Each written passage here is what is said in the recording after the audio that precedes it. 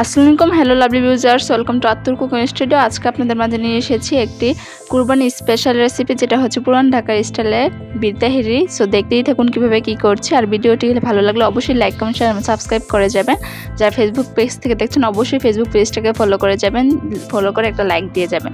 এই জায়গায় আমি আগে থেকে আলু কেটে নিয়েছিলাম। আমি বড় 2টা আলু নিয়ে এই জায়গায় আমি 6 পিস করে নিচ্ছি। আপনারা চাইলে এই জায়গায় ছোটো নতুন আলুগুলো ব্যবহার করতে পারেন। আর অবশ্যই কিন্তু এই পুরান ঢাকার এই তাহেরিটা সরিষার তেল দিয়ে করতে হবে, তাহলে কিন্তু একদম সেই পুরান ঢাকার স্টাইলে হবে। আর যদি সরিষার তেল দিয়ে না করেন তাহলে কিন্তু হবে না।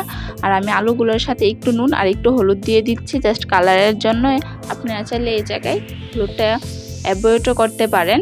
এখন আমি এটা প্রায় 70% কুক করে নিচ্ছি, কারণ পরবর্তীতে এটা আবার ভাজা হবে, রান্না হবে, তার জন্য এই জায়গায় কিছুটা আধো হলেই হবে। এখন আমি যে বাকি জিনিসগুলো দিয়ে দিচ্ছি। এই জায়গায় দিয়ে দিচ্ছি হাফ কাপ না 1 কাপের মতো পেঁয়াজ কুচি। আর এটাই যত বেশি পেঁয়াজ কুচি দিবেন এটা তত বেশি মজা হবে। দিয়ে খুব ভালোভাবে মিশিয়ে নিচ্ছি। আর ভিডিওতে যদি ব্যাকগ্রাউন্ডে কোনো ধরনের নয়েজ আসে তার জন্য অসংখ্য দুঃখিত। আর অবশ্যই যারা নাকি পুরান ঢাকার স্টাইলে এই তেহারিটা করতে চান তারা ভিডিওটা শুরু থেকে শেষ পর্যন্ত দেখবেন। এই জায়গায় আমার A to Z সব কিছু দেওয়া আছে, টিপস অ্যান্ড ট্রিক্স। এর জন্য মনোযোগ সহকারে দেখবেন, কারণ অনেকে আছে যারা ফুল দেখে না, ফুল না দেখে ট্রাই করেন। তাদেরকে বলছি তারা অবশ্যই দেখে তারপরে ট্রাই করবেন। এই জায়গায় আমি দিয়ে দিচ্ছি এলাচি, দারচিনি আর দিয়ে দিচ্ছি তেজপাতা। অবশ্যই এলাচিটা একটু থেতো করে দিয়েছি যাতে করে এটার স্মেলটা আসে। আর এই জায়গায় দিয়ে দিচ্ছি কাঁচামরিচ কুচি। আর এই জায়গায় দিয়ে দিচ্ছি আদা বাটা, রসুন বাটা পেস্ট হাফ চা চামচ করে, কারণ আদা আর রসুন বাটার যে একটা ঝাঁজ, এটার কারণেও কিন্তু অনেক সময় ঝাল হয়ে যায়। যার জন্য আমি এই জায়গায় বলবো সবসময় মশলাটা একটু কম ইউজ করতে। আর কাঁচামরিচের টেস্টটা আপনারা চাইলে এই জায়গায় বেটেও দিয়ে নিতে পারেন, আবার এই জায়গায় চাইলে এরকম আস্তে আস্তেও দিয়ে নিতে পারেন ফালি করে। আমি যেহেতু আবার মরিচের গুঁড়া দিব, তার জন্য আমি এই জায়গায় কমই দিয়েছি। আর এই জায়গায় আমি গোশগুলো ছোটো করে নিয়েছি, হাড় সহ দিয়েছি আবার হাড় ছাড়াও দিয়েছি। আর এই জায়গায় আমি প্রায় হাফ কেজির মতো গোস্ত নিয়েছি। আর অবশ্যই তেহেরিটার কিন্তু গোশগুলো ছোটোই হয়ে থাকবে। এখন খুব ভালোভাবে কষিয়ে নিব। এখন আমি এই জায়গায় দিয়ে দিচ্ছি পর্যাপ্ত স্বাদ অনুযায়ী নুন। আর এই জায়গায় দিয়ে দিচ্ছি হলুদ হাফ চা চামচের মতো, আর নুন দিয়েছি 1 চা চামচের মতো। আর মরিচের গুঁড়া দেওয়া হয়েছে 1 চা চামচের মতো। বারবার বলছি এটা যার টেস্ট বার অনুযায়ী, যারা ঝাল কম বেশি খান তারা কমে বাড়িয়ে দেবেন। আর ধনিয়া আর গুঁড়া দিয়ে দিচ্ছি 1 চা চামচের মতো। এখন খুব ভালোভাবে এটা কষিয়ে নিব, কারণ এটা কষানোর উপরে ডিপেন্ড করে অনেকটা গোস্ত যে নরম হবে কি না। এটা যত বেশি কষাবেন এটার খাবার টেস্টটা তত বেশি বেড়ে যায়। আর ঈদের স্পেশাল কিন্তু অনেক ভিডিও আসছে, তার জন্য অবশ্যই চ্যানেলটা যারা এখনও সাবস্ক্রাইব করেন সাবস্ক্রাইব করে নোটিফিকেশনটা অন করে যাবেন। এই পর্যায়ে আমি আগে থেকে ভাজা যে আলুগুলো ছিল সেগুলো দিয়ে দিচ্ছি। আর ফার্স্টেই তো বলেছি আলুগুলোকে 50% ভাজা হলেই হবে, যেহেতু এই জায়গায় আবার এটা রান্না করা হবে। আর এই জায়গায় একটু চিনি দিয়ে দিচ্ছি। অনেকে জিজ্ঞাসা করতে পারেন চিনি দেওয়ার কারণ কি। চিনি দিলে গোশতটা তাড়াতাড়ি সিদ্ধ হয়ে যায়। এর জন্যই বলছি যদি ভিডিওটা শুরু থেকে শেষ পর্যন্ত দেখেন তাহলে আর আপনাদের পুরান ঢাকা স্টাইলের তেহেরি রান্না করতে আর কোনো সমস্যা হবে না। এই জায়গায় আমি প্রায় 2.5 কাপের মতো পানি দিয়েছি। ফার্স্টে একটু পানি দিয়ে নাড়াচাড়া করে নিচ্ছি, তারপরে আবার একটু পানি দিয়ে নেব। আর এই জায়গায় কিন্তু আমি স্বাভাবিক তাপমাত্রার পানি ইউজ করছি, কোনো ধরনের গরম পানি না। আর এটা দিয়েছে স্পেশাল গরম মশলার গুঁড়া, এইটার ভিডিও আমি ডিসক্রিপশন বক্সে দিয়ে দিব, আপনারা দেখে নেবেন। খুবই উপকার, যেহেতু ঈদ আসছে, ঈদে এই স্পেশাল মশলাটা আমাদের সব কিছুতেই লাগে, যেহেতু ঈদ মানে খালি সম্পূর্ণ গোছের উপরে চলবে। আর এই জায়গায় দিয়ে দিচ্ছি ভাজা জিরা গুঁড়া হাফ চা চামচের মতো, দিয়ে খুব ভালোভাবে মিশিয়ে নিচ্ছি। দিয়ে তারপরে হাই হিটে আমি এই জায়গায় 10 থেকে 15 মিনিটে জাল করে নেব। তাহলেই দেখবেন এটা প্রায় শুকিয়ে কীরকম হয়ে এসে তেলটা বেরিয়ে আসবে। আর যখনই বুঝবেন যে তেল বেরিয়ে আসে আর তখন এটা হয়ে এসেছে। আর অবশ্যই তো এর মাঝে নাড়াচাড়া দিতেই হবে, তা না হলে তো যে কোনো সময় পুড়ে যাওয়ার সম্ভাবনা থাকে। আর এই জায়গায় আমি দিয়ে দিচ্ছি টক দই। আর ইনস্ট্যান্ট টক দই কীভাবে বানাতে হয় সেটা আমি বলে দিই।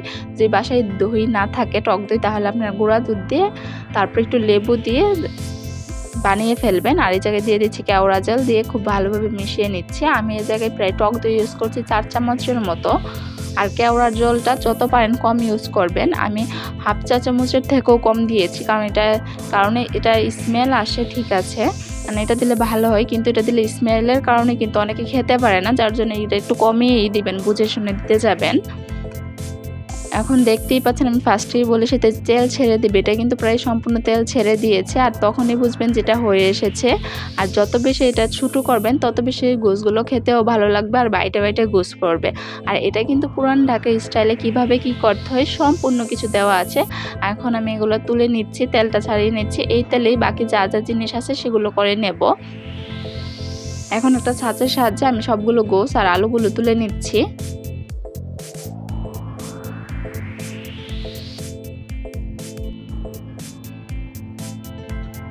আর ভিডিওতে কিন্তু অনেক ধরনের চ্যানেলে কিন্তু অনেক ধরনের স্পেশাল ভিডিও আছে, যেহেতু সামনে কোরবানি ঈদ।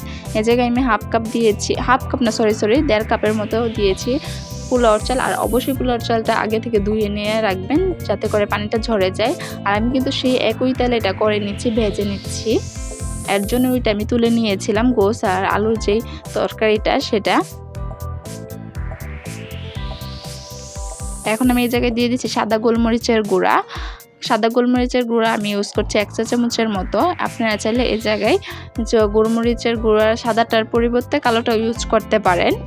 এখন এটা খুব ভালোভাবে ভেজে নিব, কারণ চালটা যত বেশি ভাজবেন এটা তত বেশি ঝরঝরা হবে। অনেকে বলতে পারেন যে পুরান ঢাকা স্টাইলের যে তেহারিটা সেটা ঝরঝরা কেন হয় না। এই ঝরঝরা হওয়ার কিন্তু টিপস আছে, সব কিছু আমি বলে দিচ্ছি। আর যত কাপ নেবেন চাল তার থেকে ডাবল কাপ নেবেন পানি। এ জায়গায় অবশ্যই কুসুম কুসুম গরম পানি হবে, এই জায়গায় ঠান্ডা পানি দিতে যাবেন না, তা না হলে কিন্তু এটা খুব ভালোভাবে ঝরঝরা হবে না, ফুটবেও না। আমি যেহেতু 1.5 কাপ চাউল ইউজ করছি তার জন্য আমি এই জায়গায় 3 কাপ কুসুম কুসুম গরম পানি ইউজ করছি। আর এটা টেস্টটা আরও বেশি বাড়ানোর জন্য আমি এই জায়গায় এক ফালি লেবুর রস দিয়ে দিচ্ছি। আপনারা চাইলে এই জায়গায় পরিমাণ বুঝে দিন। আমি এই জায়গায় প্রায় 2 চামচের মতো দিয়েছি, দিয়ে এটাও দমে রেখে দেব। অবশ্যই এই পর্যায়ে চুলার আঁচটা হাই হিটেই দিবেন। হাই হিটে এটা 5 থেকে 7 মিনিট দিয়ে রাখবেন।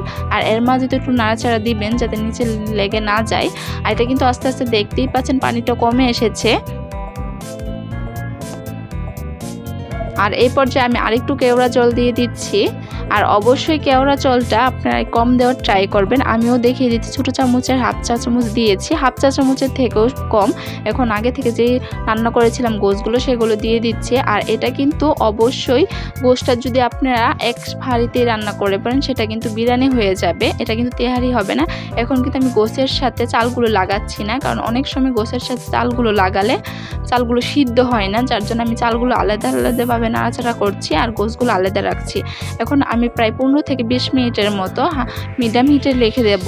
আর মিডিয়াম হিটে রাখলে কিন্তু এটার যে এক্সট্রা পানিটা আছে এখনও কিন্তু সিদ্ধ হয়নি ভালোভাবে, তার জন্য মিডিয়াম হিটে রেখে দিলে সম্পূর্ণ চালগুলো সিদ্ধ হয়ে যাবে। আর কালারটাই দেখতে পাচ্ছেন কত দারুণ এসেছে। আর এটা দেখতে যেরকম নাইস হয়েছে এটা খেতে আরও বেশি মজা হয়েছে। আমি তো বয়স দিতে যে আবার আমার খেতে ইচ্ছা হচ্ছে। সো আমি আশা করছি আপনাদের কাছে ভালো লাগবে। আর দমে দেওয়ার পরে দেখতেই পাচ্ছেন 15 মিনিট পর কীরকম হয়েছে। আর আমি আপনাদের কাছে সবসময় ট্রাই করি বেস্টটাই দিয়ে দেওয়ার, যেহেতু আপনারা আমার ফ্যামিলি। এখন দেখতেই পাচ্ছেন এটা কিন্তু প্রায় ঝরঝর হয়েছে। আবার আমি এটা কিছুক্ষণের জন্য দমে রেখে দেব, তারপরেই দেখতে পারবেন কত সুন্দর। আর দেখতেই পাচ্ছেন এটা কত সুন্দর হয়েছে। আর দেখে কি করবেন, এখন তো ট্রাই করতে হবে, অবশ্যই ট্রাই করে জানাবেন। আর কে কোন জায়গা থেকে দেখছেন তাও বলবেন। তাহলে আজকে এতটুকু, সময় ফ্যামিলির জন্য দোয়া করবেন।